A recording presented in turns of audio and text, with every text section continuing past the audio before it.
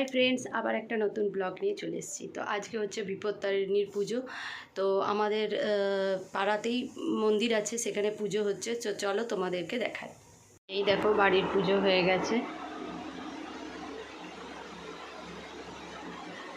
আর ওখান থেকে তো সব কিছুই দেবে।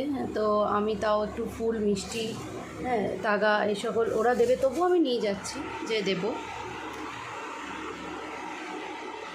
তো এই দেখো মন্দিরে চলে এসেছি। এই যে মন্দির, পুজোর সব জোগাড় চলছে। আর এই দিকে যারা সব উপবাস করেছে তাদের সবার খাবার রেডি করা হচ্ছে।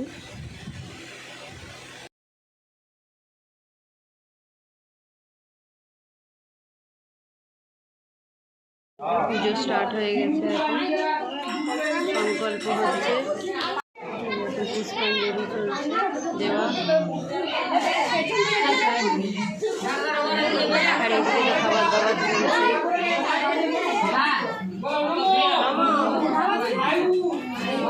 তো এবছর রথ দেখতে যাওয়া হয়নি, কিন্তু বাবু গেছিলো মামা বাড়ি দুর্গাপুর।